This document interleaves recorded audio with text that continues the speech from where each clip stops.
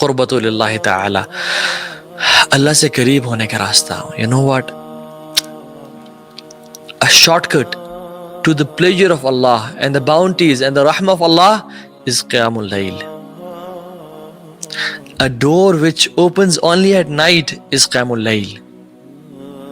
A shortcut and a staircase to Allah subhanahu wa ta'ala is in the last third of the night.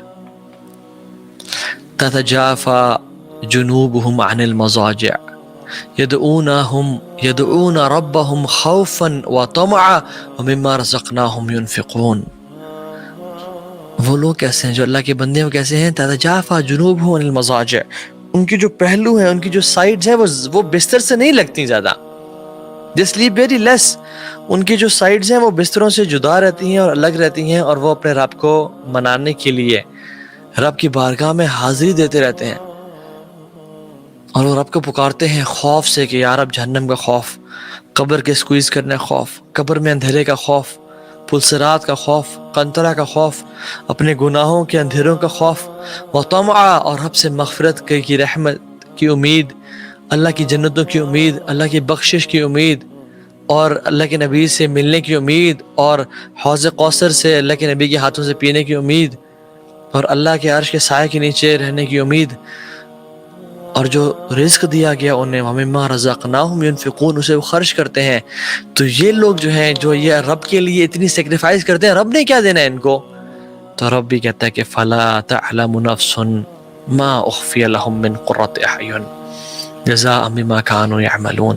تو کوئی نفس جانتا ہی نہیں ہے کہ ان کے لیے ہم نے کیا چھپا کے رکھا ہے جو ان کی آنکھوں کی ٹھنڈک کا باعث بنے، اور ان کو دیا جائے گا. کیوں؟ کیونکہ وہ نیک اعمال کیا کرتے تھے. ابن قیم الجوزی رحمہ اللہ فرماتے ہیں beautiful statement, why the reward is hidden, because دنیا کی زندگی میں بھی وہ بڑے چھپ کے، رات کو کوئی جانتا نہیں تھا، کوئی پہچانتا نہیں تھا، وہ چھپ کے رب کی عبادت کیا کرتے تھے. تو اللہ نے ان کے ریوارڈ کو بھی لوگوں سے چھپا لیا اور بتایا ہی نہیں.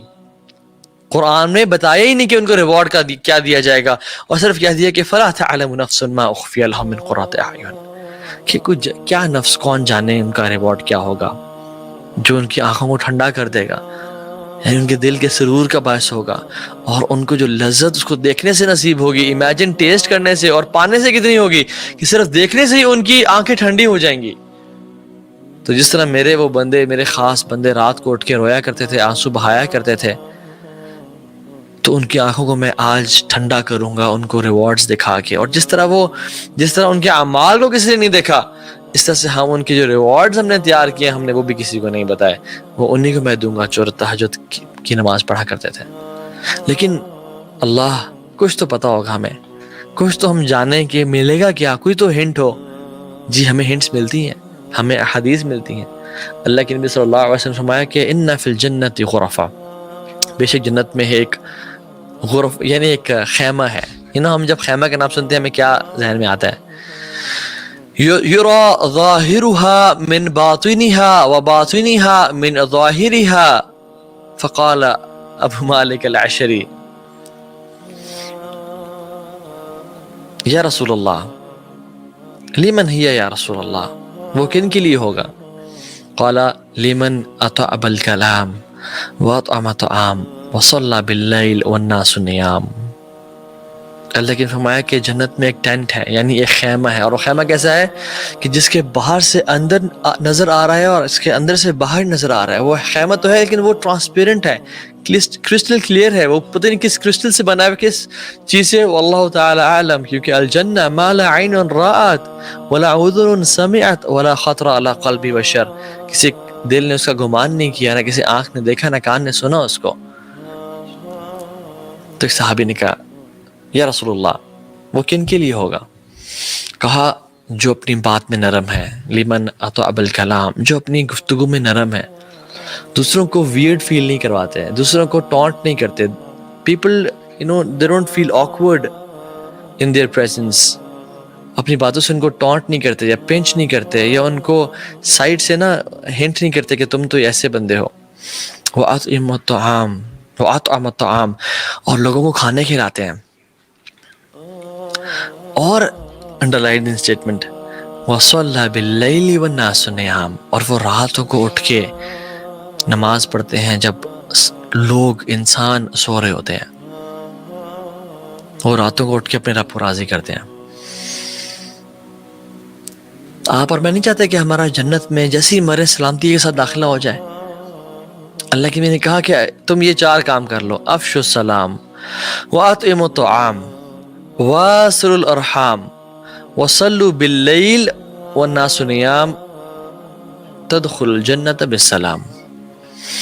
تم سلام کو عام کرو اور لوگوں کو کھانا کھلاؤ اور صلہ رحمی کرو رشتہ داروں سے، اور رات کو نہ اٹھ کے نماز پڑھو جب لوگ سو رہے ہوں، تم جنت میں سلامتی کے ساتھ داخل ہو جاؤ گے۔ اللہ اکبر۔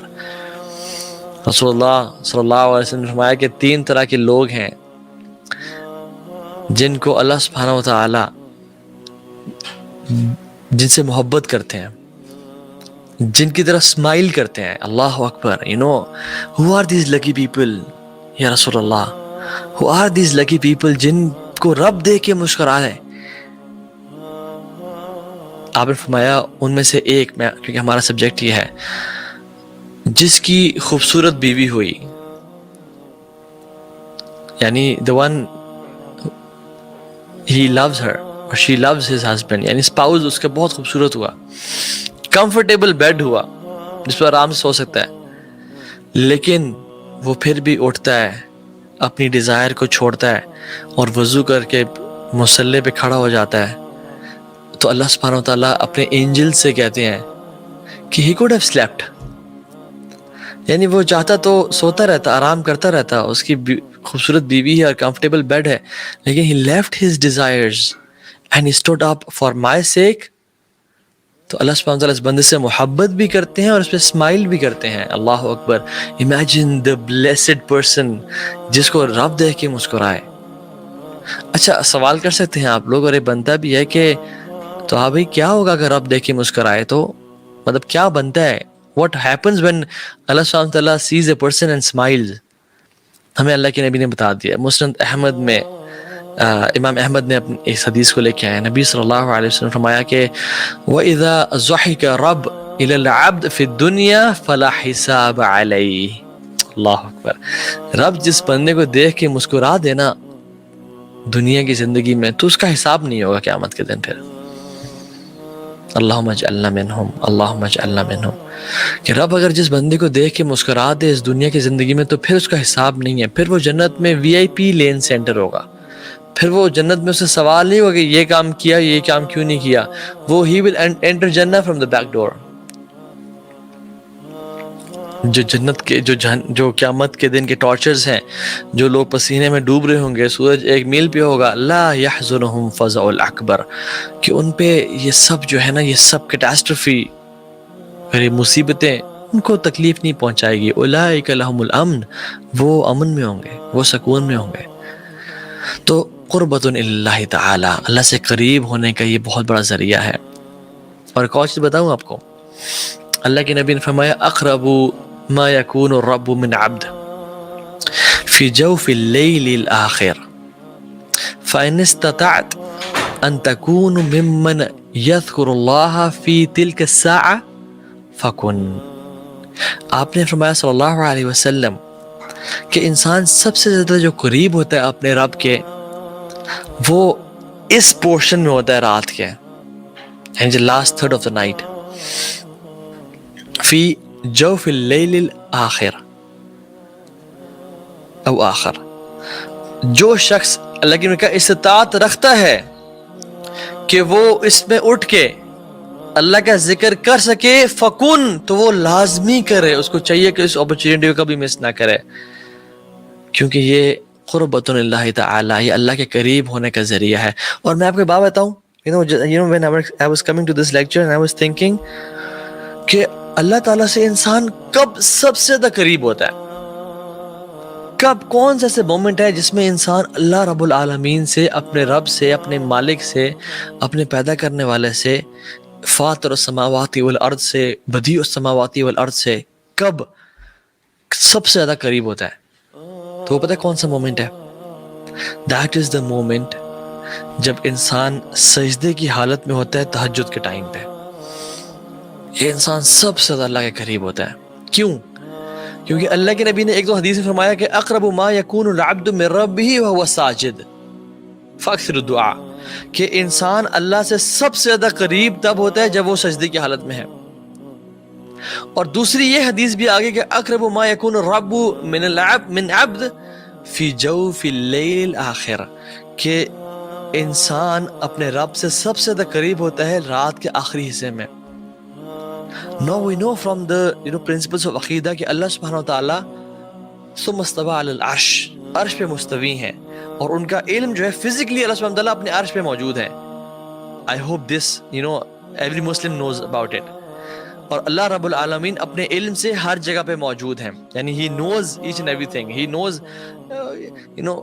ہم تمہارے شارک سے بھی زیادہ قریب ہیں، ٹھیک ہے؟ تو لیکن فزیکلی اللہ سبحانہ وتعالیٰ اپنے عرش پہ موجود ہے. ثم استوى علی العرش الرحمن علی العرش استوى، الرحمن عرش کے اوپر مستوی ہے، ٹھیک ہے؟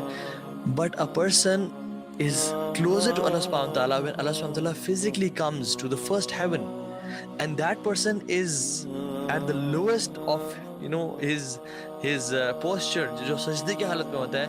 This is the moment کہ اللہ بھی پہلے آسمان پہ اور انسان بھی سجدے میں ہے، کہ جب انسان اللہ سے سب سے زیادہ قریب ہوتا ہے، اور یہ قیام اللیل کا ٹائم ہے. تو اس اپرچونٹی کو مس نہ کریں، بیکاز تہجد never fails anyone.